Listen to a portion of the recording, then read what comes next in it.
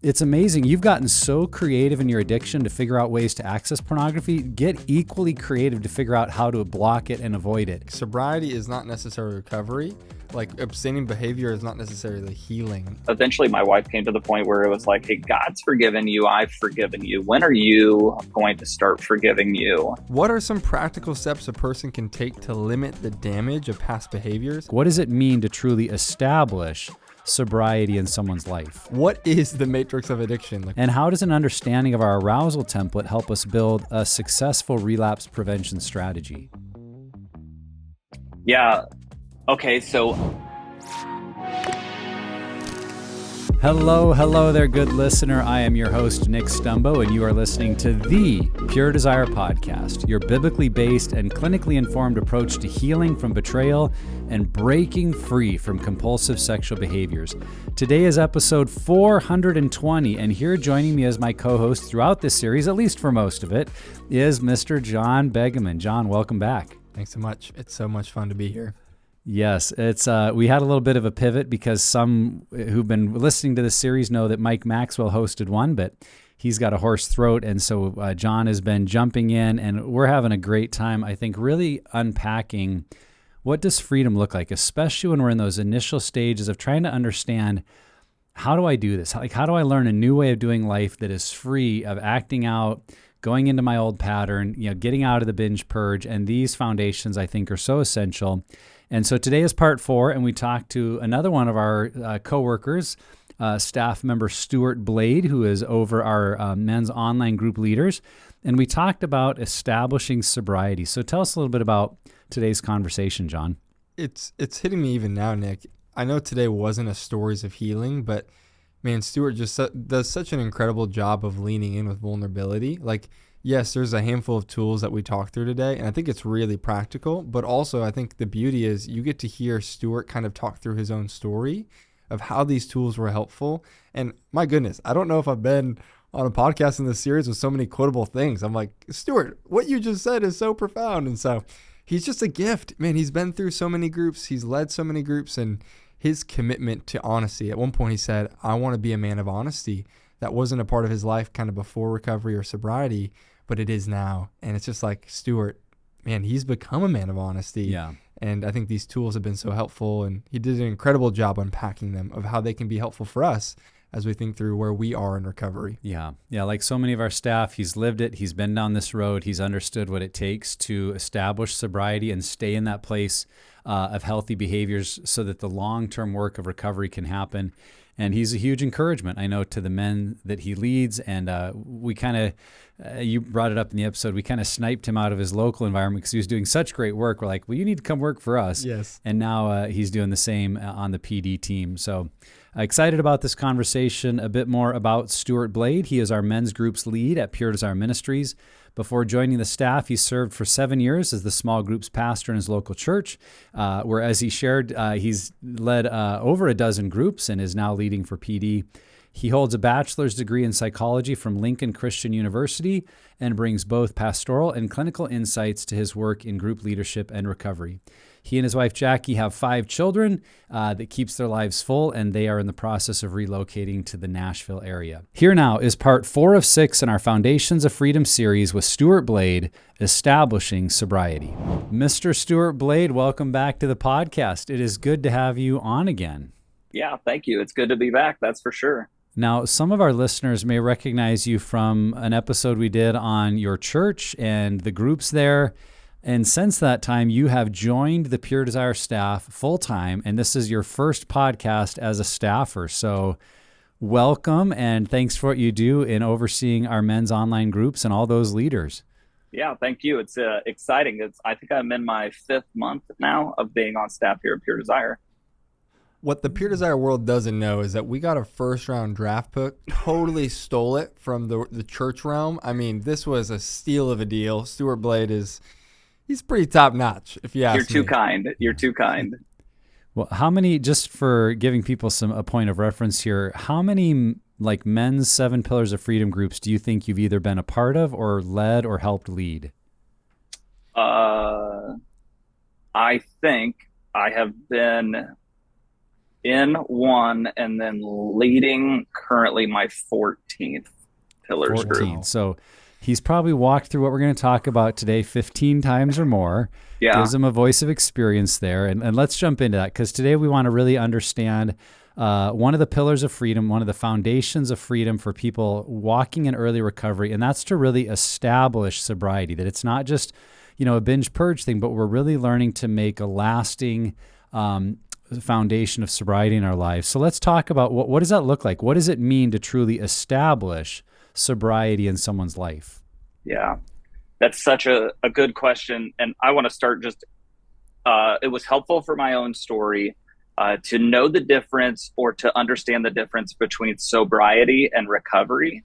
And so for myself, when I say sobriety, I'm talking about just abstaining from or avoiding a behavior. And then when I talk recovery, then I'm addressing more like I'm not white knuckling my recovery anymore. I am looking at new healthy desires, dealing with roots of addiction. And in my own story, like I have a defining line that was 7 years of abstaining and sobriety.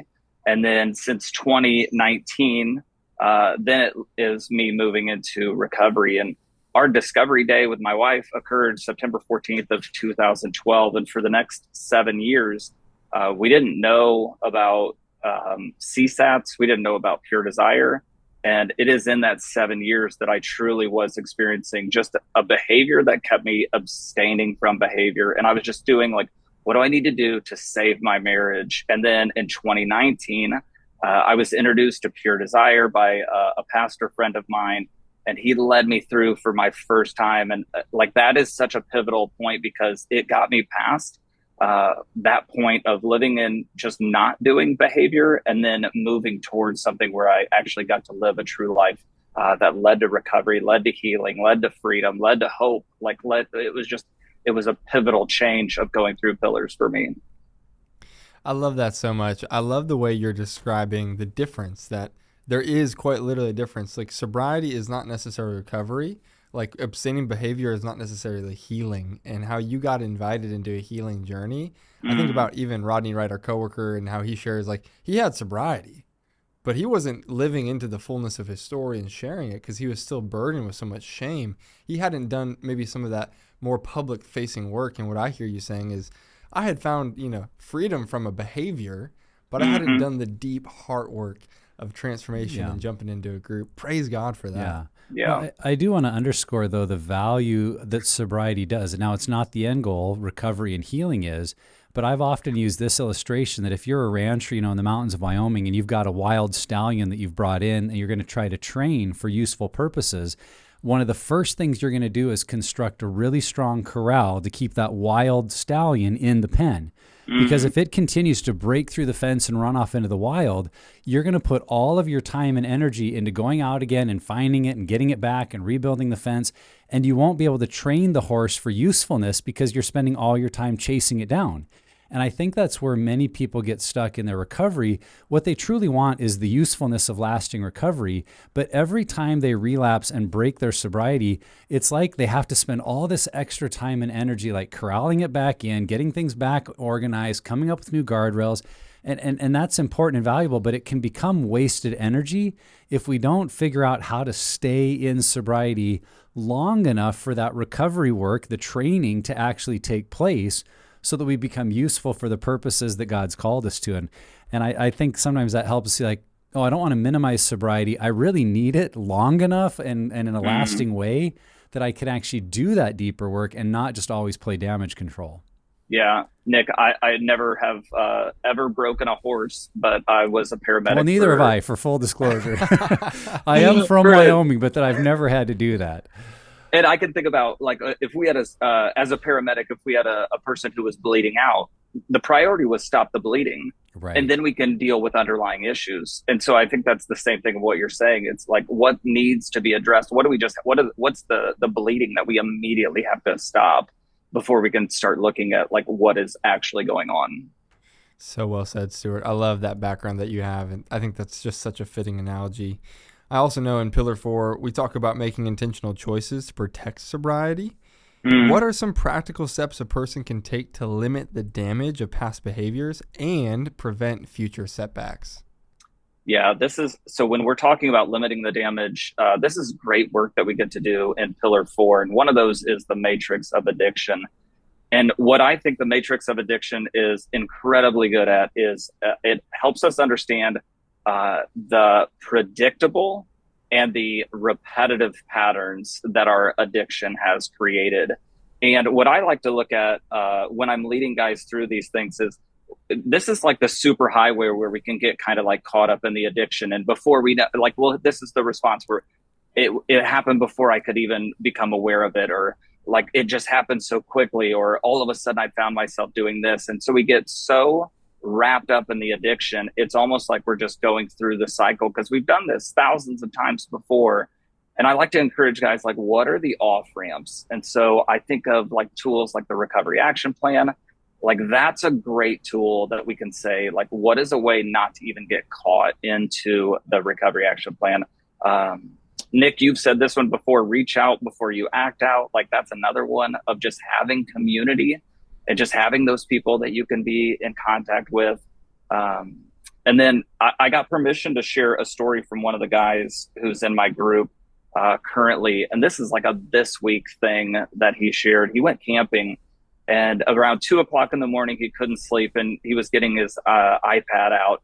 And as he was getting ready to get on the iPad, a car alarm started going off in the campsite. And it immediately, like, it's one of those moments where, like, God says, when you face temptation, I'll give you a way out. It's like one of those moments. Yeah. But I think about, like, the tools that we get to do, specifically of 3 circles. If only there were a metaphorical car alarm as we're going from like healthy behaviors into the middle circle and then to the inner circle. Like, these are where these tools need to come in, to where they're working documents. We're in them.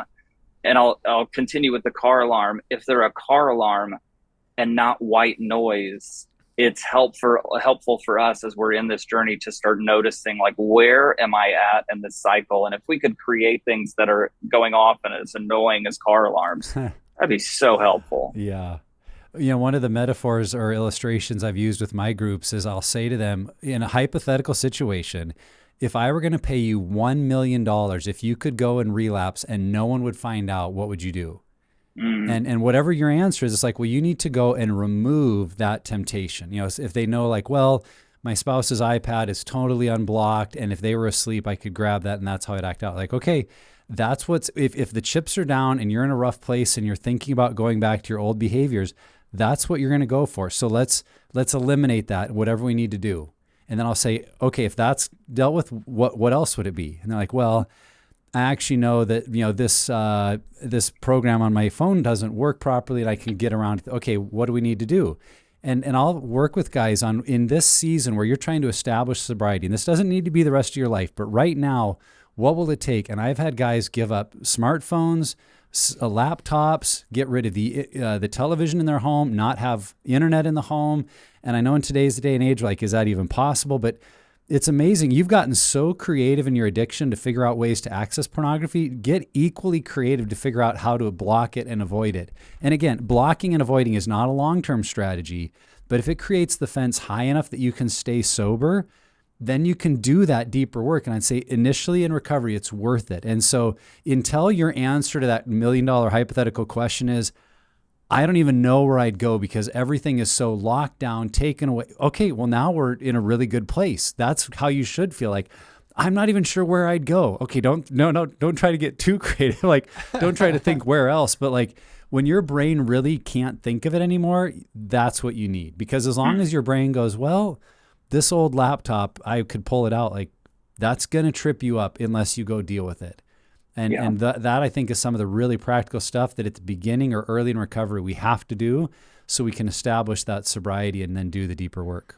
I just have 2 thoughts here. I'm like, if that was actually a car alarm, our world would be so loud. Could you imagine all the car alarms that are just going off in everybody's life? You're walking around the office and like somebody's car alarm is going off. It's like, oh no, we don't know what to do. And then somebody's number 2, moving in their circles. Yeah, exactly. The circles are moving.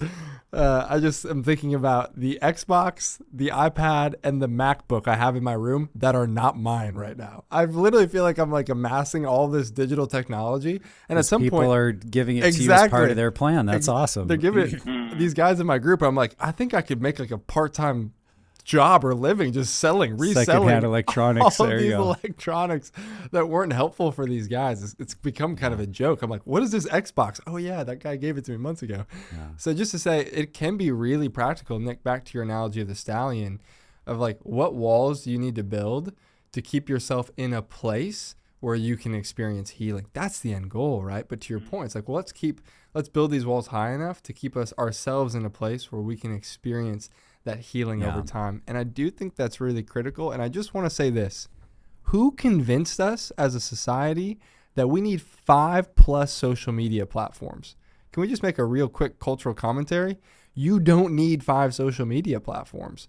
And so many guys in group are continuously tripping into that inner circle of relapse via social media. And it's just like, who convinced us that we need these? Yeah. I'm not saying they're inherently bad or evil. I just don't think they're helpful for many men or women who are navigating addiction. Yeah, if it's jeopardizing your sobriety, it's not worth it right now. Yeah. And I've said at a lot of our events, you will never regret a wall so high you couldn't step over it, but you will always regret the one that was so low that it was easy to step over when convenience or desire suited you. And so building that wall high is a big part of that long-term sobriety.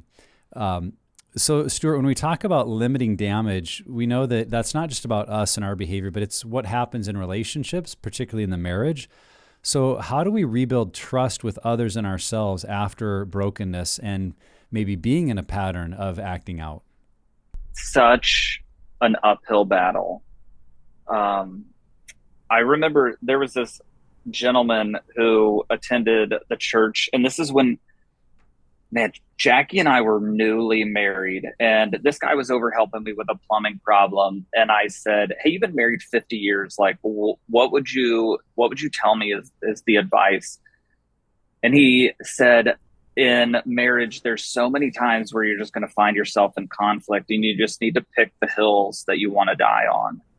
And for me, it was just the discovery that this was the hill worth dying on. Like, gaining back my wife's trust was totally worthy of every advance I had to make. And it had to be through hard comments too, because one that was common was like, "I don't trust your words, but I'll trust your actions." And so I had to just not only be a man who said the right thing, but I had to be a man who did the right thing and followed through with what I said. And recently you guys had the podcast on the intimacy pyramid, the intimacy pyramid, and it starts with honesty, and then we get trust and safety. And I think like those foundational things is how we work to build that back up. I think it's incredible. I've said this before, and I'll say it many times. My kids recognize, like, if I do a white lie where I'll like make a joke about something, they'll be like, "Oh, you're going to have to confess that to your group on Wednesday night because that was a lie." I love it that your kids are calling you out. Oh, they do. And it'll be like, you're going to have to say that. And my children have noticed, like, a man of honesty. And that is just so different than the man I was before, of protecting the secret at all costs. And lies were just part of my everyday life. I love the exercise. I think it's pillar 2, where we go through the masks and look at like, what mask do we wear? And then for me personally, that was a lot of internal work where eventually my wife came to the point where it was like, "Hey, God's forgiven you. I've forgiven you. When are you going to start forgiving you?" And like things like the commitment to change were like powerful things to see that I could like actually follow through with what I was saying I was going to do. And that was just, those were some difficult moments, because then it was just rebuilding trust with myself. Like, I had already become something that I never thought I would be a man who would have an affair and cheat on my wife. And yet here I was in this place, and I had to come to terms with that. And following through with commitments like that, like little weekly commitments, were just really helpful in helping me find trust in my own story. Stuart, you said this, and I think it's just important to say again, gaining my wife's trust back was the hill I was worth dying on. Mm. That's really profound. What a commitment. Well, I was going to share that was a pivotal point, I think, in my own recovery, because we were probably, for my wife and I, maybe 9-10 months into recovery and had been doing really well, sobriety the whole time. We were both in group. We were both in counseling. Like, we had been all in, immersed. And you do it. If you're doing that work and you've really got all the tools, like, I just felt like I was a long ways away from a relapse. Like, I was in a healthier place. And I remember we were watching a movie, just, it was like a PG-13, and a scene came on that I would describe it as not particularly overtly sexual, but it was definitely sexualized in nature. And my wife looked over and saw me watching and not turned away. And it really hurt her. She was kind of upset and angry. And I felt really defensive because I knew in my heart I wasn't triggered. And I'm like, I wasn't feeling anything. Why would I turn away? And the commentary or the conversation we had, I realized that I had made my recovery, that I was the source of it. Like, well, if I was concerned about being triggered, then I would choose a boundary. But in that moment, I realized I needed to choose boundaries that were honoring and respectful of my wife's needs for safety. And just what you said, Stuart, her needs to see my actions and not my words. So it didn't matter to her if I said, oh, I wasn't triggered. I could say whatever I wanted because I would try to use words to fix things and make her feel better. All she saw was there was an image that to her felt unsafe, and she saw her husband watching it. And in light of our history, like, that was really hard for her. And so in that moment, now we're kind of, in a sense, backtracking because now I'm doing damage control and no, I'm not struggling. But she had all those fears and concerns because I wasn't mindful of what she needed for safety. And it's not her job to tell me what she needs. She'd already done that. She'd already told me of her needs. It's really my job to protect her safety, to ask her those questions of like, do you feel safe and comfortable with us watching this film together? Is this something that you feel like you can trust me in that environment? And if she says, no, not yet, and this was probably some of the hardest things, it's like, but I trusted myself. And she would say, yeah, but I don't trust you yet. It's like, oh, that's kind of the point. The problem has been that I trusted myself far too soon and would get into trouble. And I needed to really choose behaviors that made her feel safe and that were ultimately, as I look back, what I needed for long-term sobriety. So that was a huge shift for us when I saw that limiting damage wasn't just about my needs, but really about her needs and helping us grow as a couple. Yeah. So good. Well said, Nick. So, Stuart, for someone who's newly starting their journey towards sobriety, why is it so important to understand the matrix of addiction, or also known as the pattern of relapse? And how do we go about doing this? And maybe, Stuart, if it'd be helpful, what is the matrix of addiction? Like, what is that progression? Yeah. Okay. So I would say start with curiosity. And when it comes to this tool, you're looking at like, what is an action? Like, let's say me being home alone is the start and the very top. And then what does that action produce as an excuse? Like, what is it then? What's the lie I tell myself? And then it could be like, well, I'm bored. I'm by myself. Let me just turn on the TV because I have nothing else to do right now. Or let me scroll on my phone. And so then you scroll on your phone. You're like, I'm not doing anything bad. I'm just on my phone. Maybe I'm looking at one of those 5 social media accounts I have. And then you can find yourself like naturally going through until you get to the point that you're at a relapse and you're asking, I don't even know how I got to the point that I relapsed. All I was like, last thing I remember, I was just sitting on the couch and I was home alone. And it's looking at that tool and going back and saying like, where are the points along this thing that I can see a shift in my attitude and a shift in my behavior? And I think what's really interesting about this, my youngest is now 5, but with all the little kids, one of their favorite toys was this little mechanism that had little gears on it. And when you turned one, it turned like 7 or 8 of these gears that were all on the thing. And I think of that in like the matrix of addiction. Like, we don't have just one matrix of addiction. Like, there's multiple areas where like in different scenarios, we can find ourselves in like different things. And so like one might lead to another, that might lead to another. And if we come in with curiosity, we might find and discover in this tool that there's patterns that we've developed that we continue to repeat. And until we start to unearth these things and discover them, we're just bound to repeat them. And I think that's like one of those powerful tools. I've got one of the joys, and I do have to, in going back into the numbers, I'm only in pillar 3 right now. So I have to, like, I'm going to correct and say this is the honesty part and the not lying part. Since we haven't gotten to pillar 4 yet, I'm going to have to say I'm only in my 13th round of leading up to this point, since we're not there yet. But there's so many other areas of the matrix of addiction that we can look at to say, like, what is it? So, like, even for my own story, like, some of them I'm looking at, they're not even sexual in behavior. It's like when I lose my lid as a parent, like, what's that driving behavior that is starting at the top, where, like, I become dysregulated as a parent? And those are, like, so helpful for me to now process through the matrix of addiction and just look at different areas of my life of, where do I act like a jerk? And I don't want to act like a jerk anymore. Yeah, and I would say, Stuart, as I've experienced group, maybe in the 20-something number of times and heard from so many others, I would say our matrix of addiction, I believe this is true for men and women, although I've not led women's groups for obvious reasons, but for men and women, the matrix of addiction rarely, if ever, starts as something sexual. It becomes something sexual, maybe at steps 3, 4, or 5. And that's why we've been so blind to it, because the triggers are often non-sexual in nature. And by the time we are triggered sexually, we're already kind of getting into this pattern that we've been in for many, many years. And I know it can be difficult early in group to identify it. Like you just both did it so easily of like, well, this led to this to this. It's like, well, if I knew that, I probably wouldn't be here. So you can kind of treat this like a crash site investigation of you probably know. It's obvious that you relapsed. Okay, I looked at porn, I binged, I masturbated. That's obvious. Okay, then to ask yourself the question, well, what happened right before that? And someone might say, well, I went into the bathroom by myself with my phone. Okay, well, what happened before that? Well, I was looking for some space because my spouse and I were in an argument.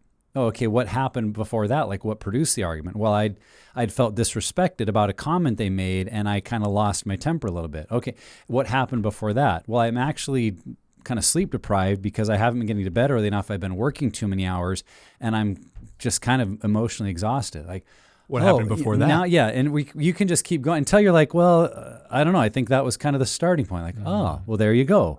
Your starting point might be I get physically or emotionally exhausted from work. Now I start to get edgy or, critical of my spouse, which leads to an argument, which causes me to isolate. And then as I isolate, I end up relapsing. You've just discovered your pattern because you walked it backwards. And what you're learning to do then is go, what I need to pay attention to is not just going into the bathroom with my smartphone, which, by the way, is almost a universal guardrail. Like no phones in private rooms because it's just too easy to click on a button. But that alone is not as important as all the way back to when I'm emotionally exhausted or physically exhausted from work, I've got to have some ideas in place to not go to the same pattern over and over. Can we take it a step deeper and simply say, oh, that person could even be overworking because they believe they're not enough. And so they have to prove their, by performance, prove their identity back to a core wound, back to a core lie. Which may be, but also what I would want to point out, I think many of our matrices of addiction start in places that are not bad, wrong, or sinful. Like yours, Stuart, you were bored. And in this world, at some point or another, we're all going to experience boredom. Like you can't live this life and not at some point say, I'm feeling a little boredom. Well, if that's your trigger point, or maybe you do have a hard, taxing job where like I had a 14-hour day, not because I chose it, because that's what was required of today. Well, as part of life, then you've got to be aware that could be what kicks off my cycle, and that's going to happen again. So what will I do differently next time? Yeah, it makes me think of the nurse who works 3 12-hour or 4 12-hour shifts the night in a shift, week. and then they're home and everyone's gone because it's their time to sleep, and now suddenly they're on no fault of their own, they're into their pattern. That's the ritual that leads to edging, that leads to acting out. So true. So true. Yeah. Nick, the other thing I would point out is the faster scale also. It takes a long while. I think it's down to ticked off or exhausted before sexual behavior even shows up on the faster scale. And so for the matrix of addiction to not notice that until later on, I think we see that across the board in other tools.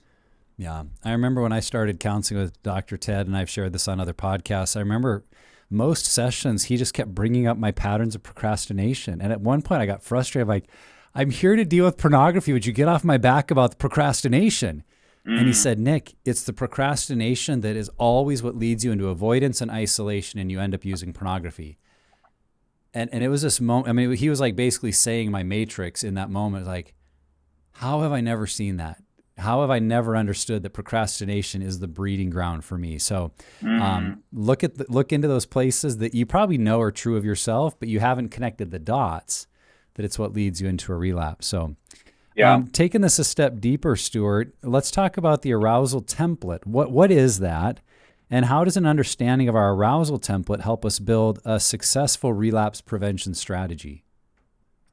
Yeah, I'll start by saying I am thankful this does not come up until pillar 5, and it allows us 4 full pillars to gain a lot of trust within our group before we're entering into digging in and understanding our arousal template.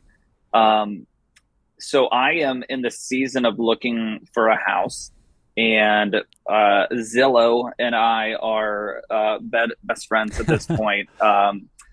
I love the houses that have really great pictures, but I love more the houses that give me a floor plan or like the blueprint of the house. And so, because then you can really like see like, okay, well, where's the laundry room in comparison to like where we would come in from the garage door, or like how big are the bedrooms and like where are they associated? Like it just gives you a better picture of that. And I think like since that's where my mind's at of looking for a house, like that's the arousal template for me in this season of what I think of. And I think like the arousal template just gives you that floor plan where you really have an understanding.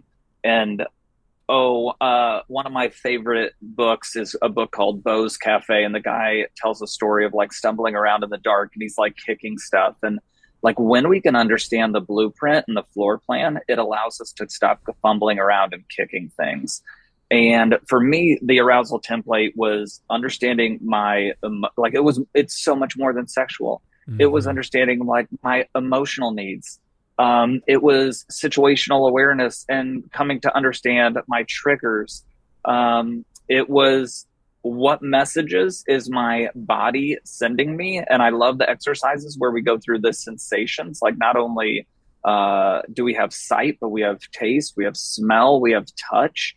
And so I think it was Deb Dana in her somatic therapy talks about like 80% of the messages the brain receives are from the body. And like the arousal template was allowing me to understand like where am I getting 80% of my messages from? And that for me was just incredibly helpful for my healing journey. I was really concerned there for a second that Stuart was equating his house search to like being sexual or fantasy. I was like, I don't know how this thing's going to come here.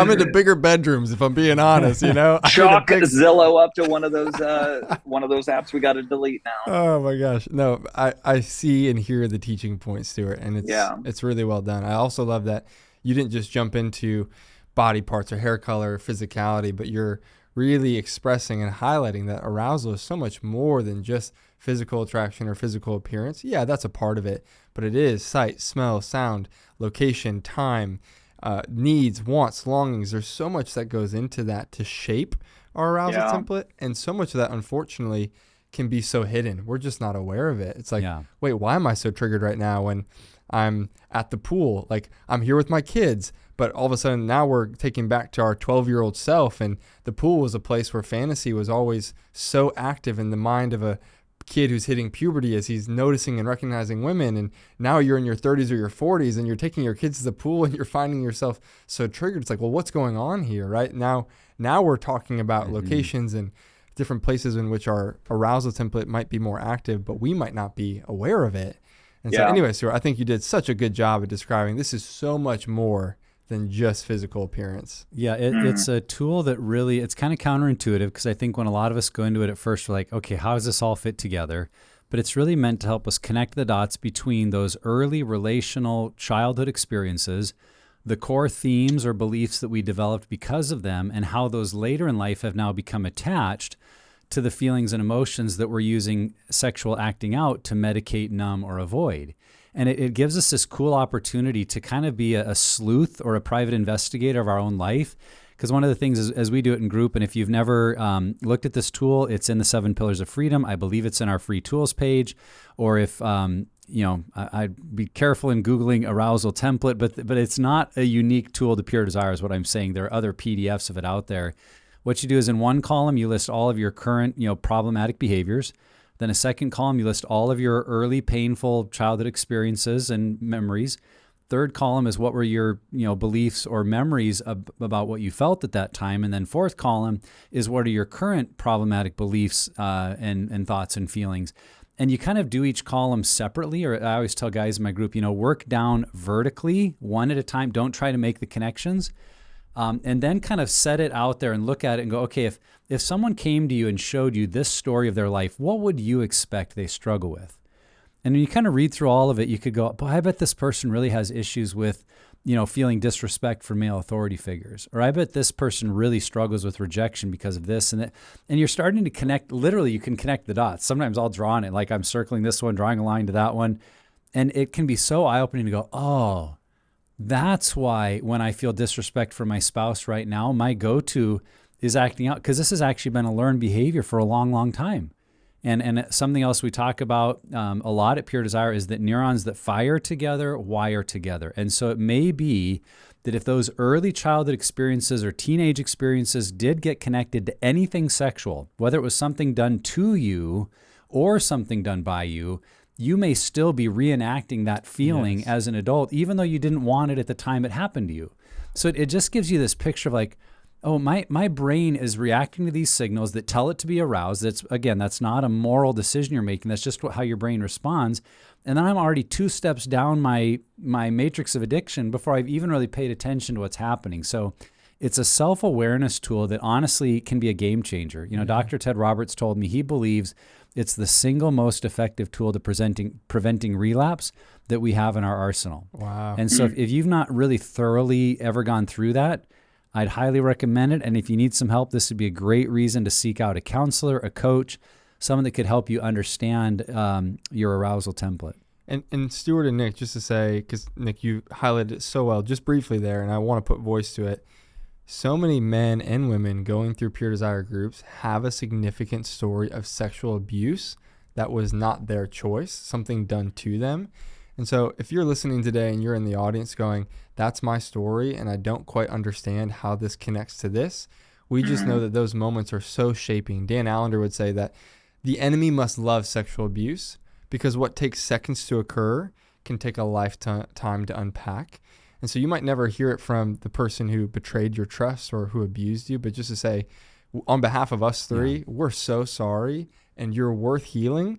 And you are worth making sense of how that has shaped your arousal template, how that shaped your story.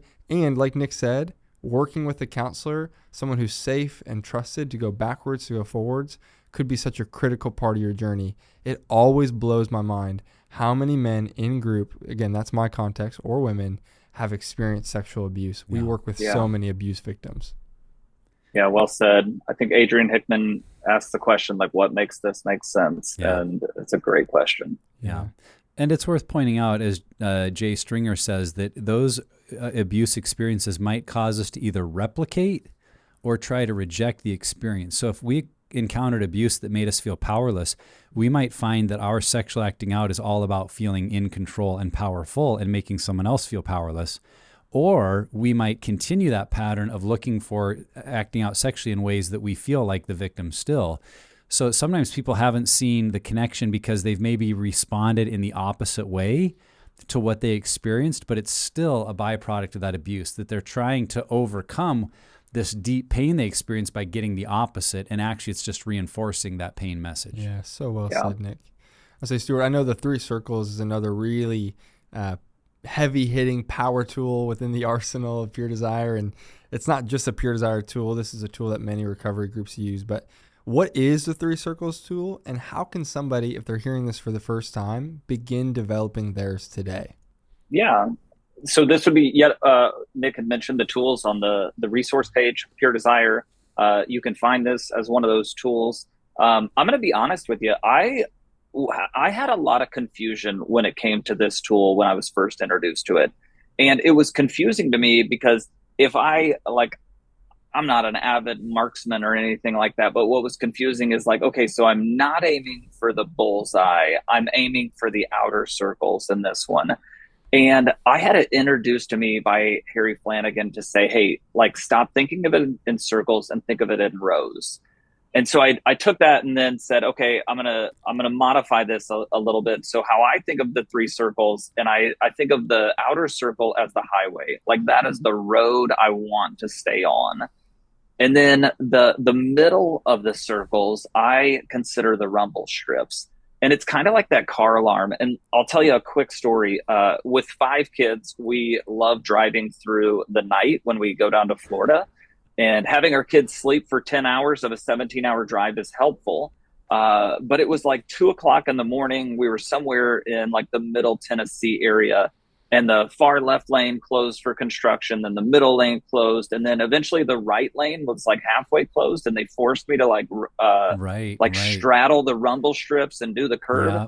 And my wife is sleeping in the passenger seat beside me. And so like this double bind moment comes where it's like, okay, do I just jerk the wheel really quick and like try to avoid the rumble strips? Or do I go slowly, hit the rumble strips and like try to wake her up?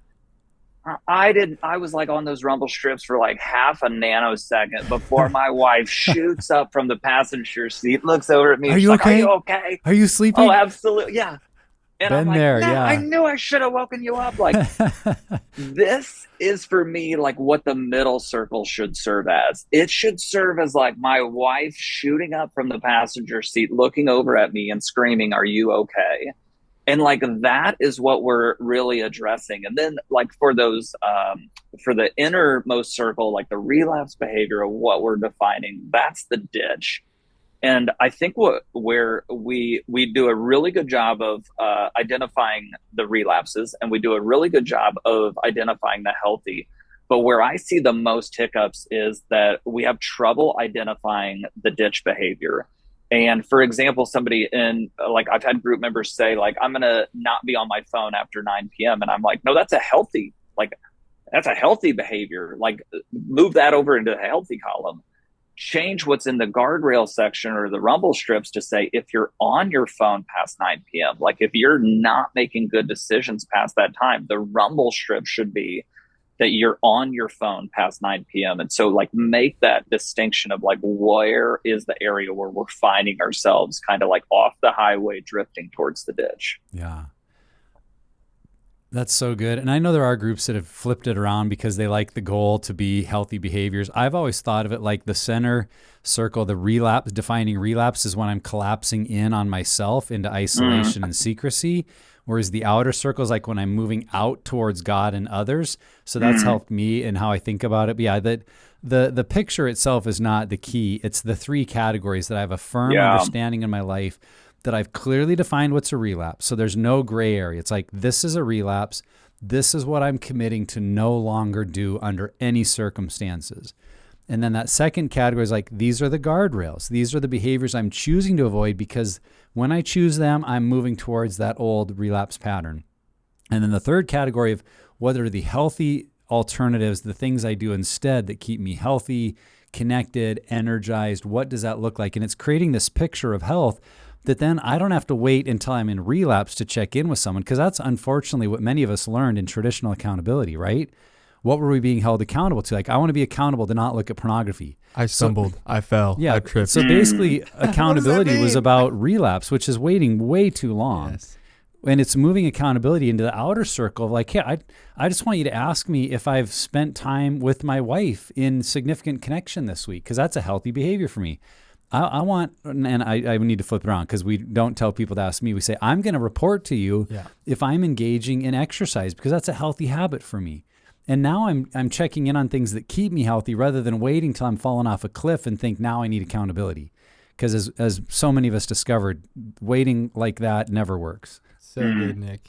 I'm currently in a relationship and I feel like I'm having to learn this all over again. I was just recently talking with my Pure Desire counselor, and he said, John, recovery is really easy when you're single. And I'm like, wait, what? Like, that's not the current narrative, right? For most single guys, they're like, recovery would be so easy if I was married and having sex and da-da-da-da-da. And he's like, no. Recovery is really easy when you're single because it only impacts you. Mm. He goes, most often when guys get into a relationship, they have to go through recovery again. And even in this episode, I'm like, oh my gosh, like my mind is just so alive to the thought of a new set of 3 circles or a new matrix of addiction, because the game has changed. It's no longer ignoring, right, just masturbation or porn use are obviously destructive. Now the game is stewarding desire well, which of course from a marriage context is probably pretty similar. But I was even just thinking back when it came to my 3 circles, having consequences to certain behaviors in that crash, and I know that's more the recovery action plan, was really helpful for me when I first got into a group. I think a lot of the lies that singles believe are, well, there isn't enough consequence or pain for me to really change. I just don't think that's true. For me, I got to associate certain levels of acting out behavior with some really like insignificant consequences. For me, if I watched porn or masturbated, I was going to contact my mentor and ask to spend a night on his floor. like I don't want to have to sleep on my mentor's floor. And in my recovery process in that first 10 months, there was a moment where I was on a page that had pornographic content, though I didn't watch a video. I didn't watch it. I simply saw it. So I slept on the floor for 3 nights, called my mentor, didn't have to sleep on his floor, because somewhere in my brain, I'm like, I don't want to sleep on my mentor's floor. Yeah. And so ended up sleeping on my floor for 3 nights, even if I hadn't watched the video. So even just associating some consequences with this, like I knew that if I had sex, because I was working in a ministry context, though sex has not been a part of my story, that if I had sex, I would resign from my job. I put a level of consequence here that was significant. It wasn't the loss of a marriage or divorce or separation, but it was this idea of calling and identity and something that God had invited me into, just seeing the gravity to our choices. Yeah, gravity of consequences can keep us on the road we need to be on. Absolutely. Well, Stuart, we started to talk a little bit about accountability, but let's jump into that a little more. How could we use tools like the arousal template and the 3 circles as a foundation for better accountability, probably than most of us have been accustomed to so far? Yeah. So I love the word vulnerability, because I think our accountability can only take us as far as what we're willing to be vulnerable to. And so we kind of like joke when we said accountability before, like it has its limitations. Like it has its limitations of what we're willing to share and disclose. And so these tools, as we're talking about 3 circles and as we're talking about arousal template, that is incredibly vulnerable to share these things. And that's where like having your trusted group members, having the group leader, it is so incredibly helpful to have that established trust where we know we're coming to group, we know we're seen, we know we're heard, we know we're like those wounds and that trauma that we're coming in with, like as Kurt Thompson says, it's like seen, safe, soothed. Like once those are there, like then we have the security to do all those things. And I think once we have the security, then we can move into that level of vulnerability. But like these are the parts where we get to like name the emotional drivers. And Nick, I love how you asked the question, like, okay, what happened before that? Okay, what happened before that? Because this was like the part where, for my own story, it was understanding like rejection, stress, and temptation. When those 3 things came together, like that for me was a pivotal point of my understanding when I went through the arousal template, of understanding when those 3 things had occurred in my marriage or in my life, I was at one of my weakest points. And that led to my last relapse, which was almost 6 years ago.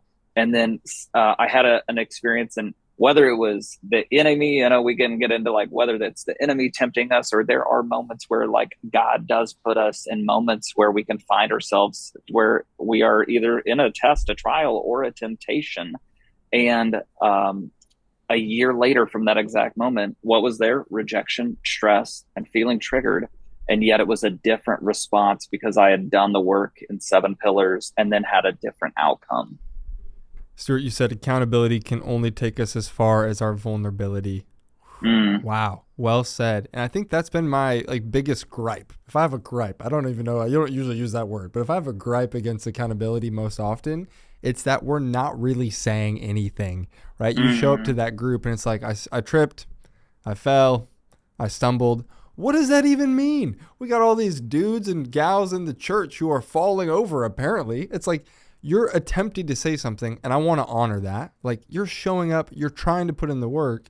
But to your point, Stuart, it takes a certain level of vulnerability to really dig down and understand the patterns, understand what's happening emotionally, to begin finding traction. Again, the only relapse we lose from is the one that we don't learn from. And I think for so often, we just haven't been given the language to learn from what's happening, because there's this fear of like, well, I can't think about it. I need to move forward, right? Forgetting what's behind me and moving forward. And it's like, no. Confession, literally in the Greek word is homologeo. Same word. Homo meaning same, logos meaning word. And so to confess is simply to speak the truth, and the truth will what? Set you free. Yeah. I tripped, I fell, I stumbled. That's an honorable attempt, but you're not telling me what actually happened. Tell the truth, right? What happened? What happened before that? What happened before that?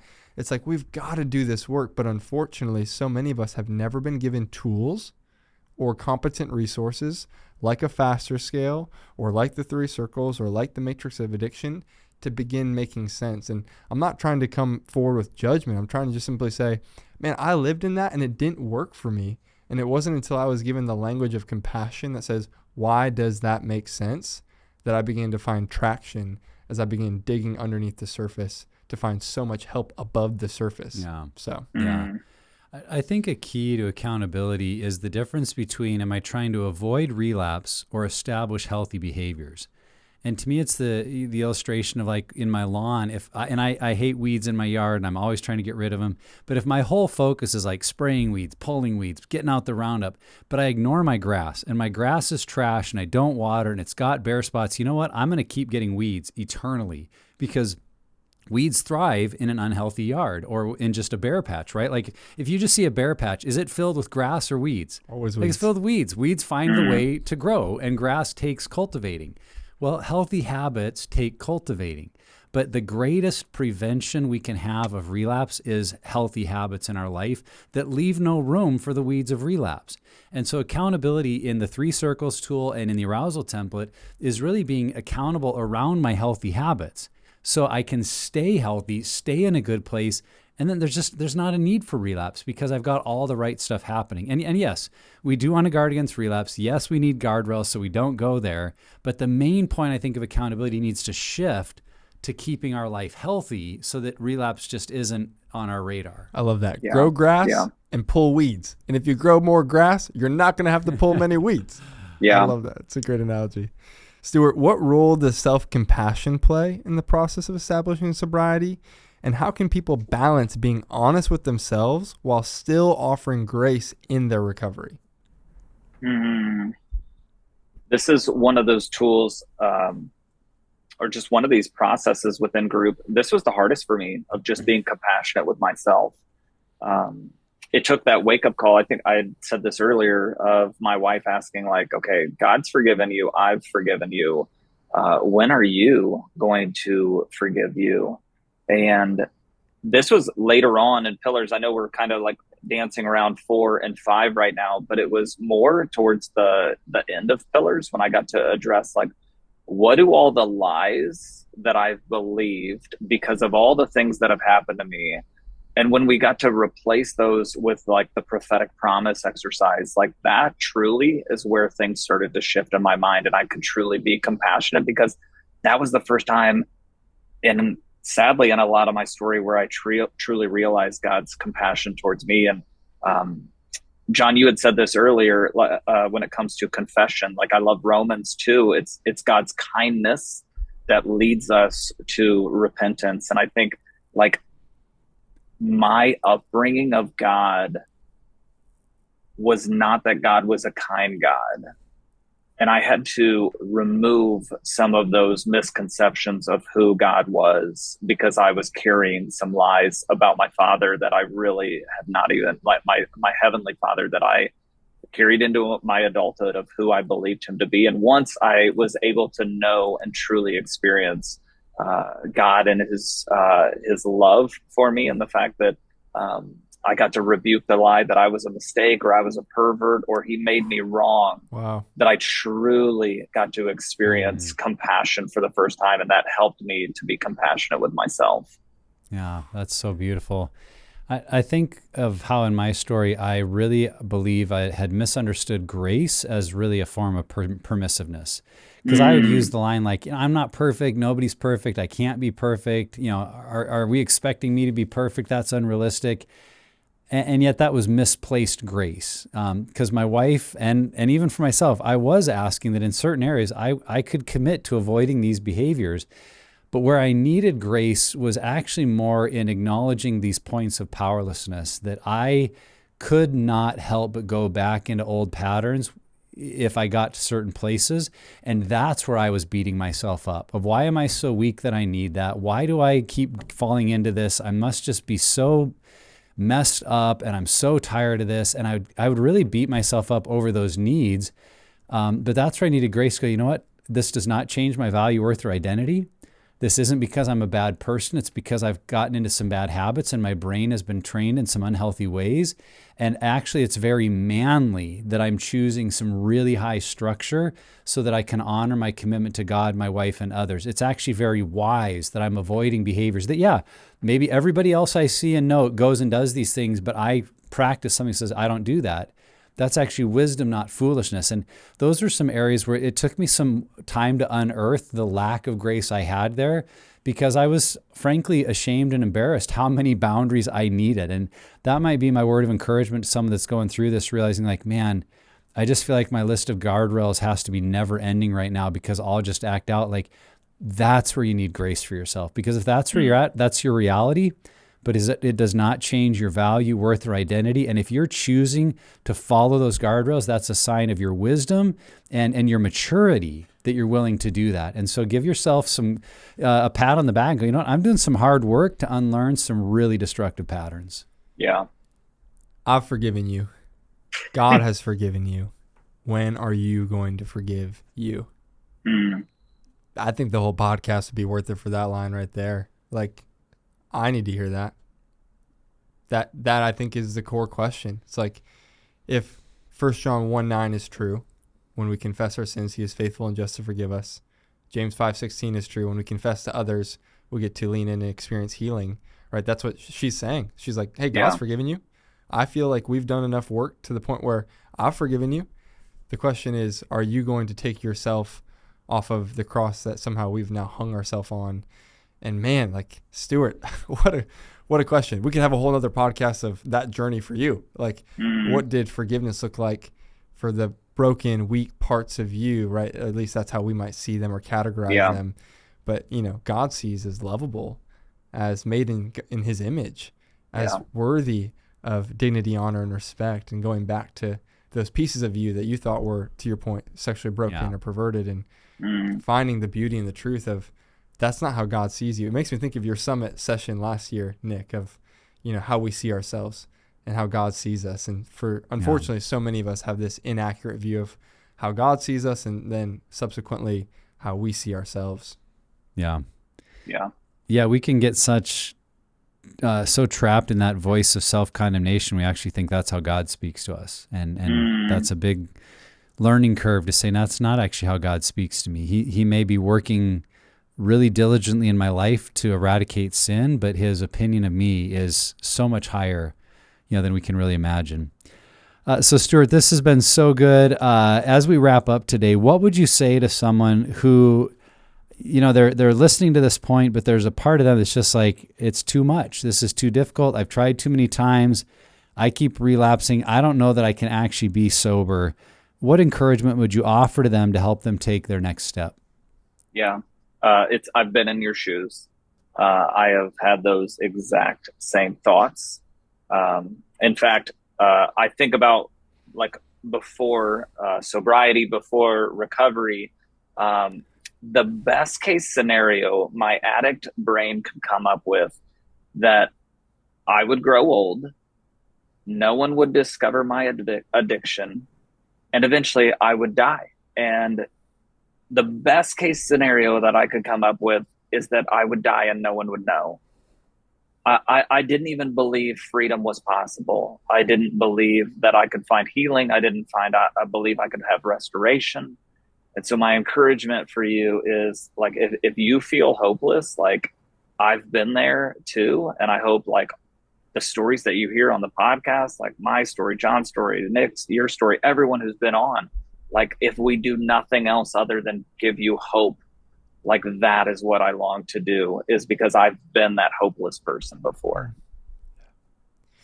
Just makes me think, Nick, the invitation from Jesus, right? In this world you will have trouble, yes, and take heart, for I have overcome the world. There is hope. Like with Christ, there is hope.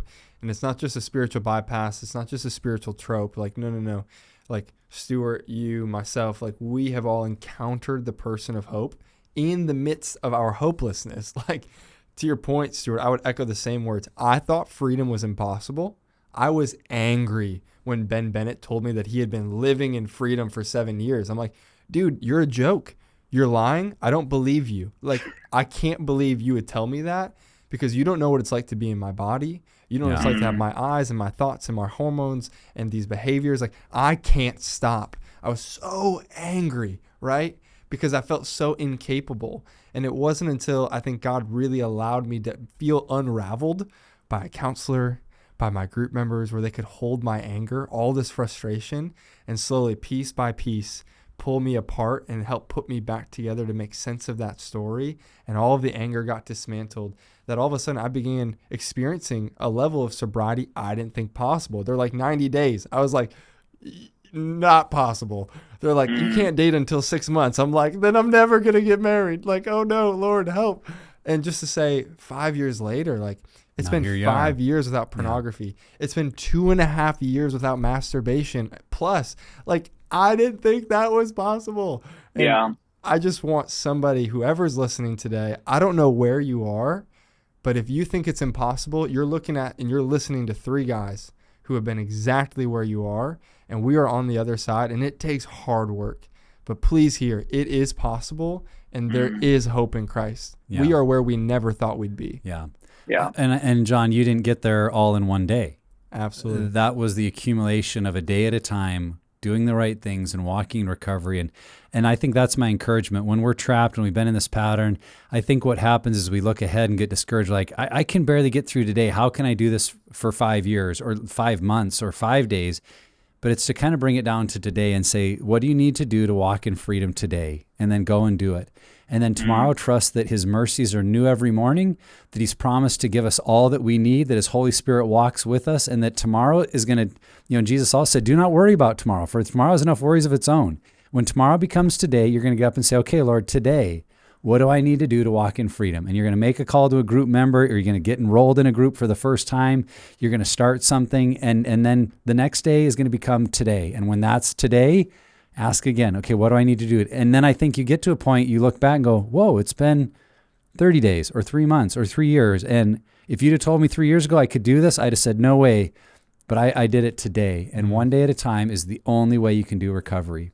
So my question would then be, are you doing what you need to do today to make today a day of freedom? Yeah. Because if you always think, well, later I'll do this and eventually it's never going to happen, you're going to stay stuck. What do you need to do today? Then go do it. Yeah.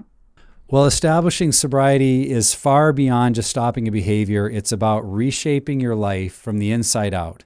And as Stuart has shared with us, lasting freedom comes from intentional choices, healthy accountability, and a deep sense of self-compassion. Challenges will come, but with the right mindset, support, and structure, you can move from surviving to thriving.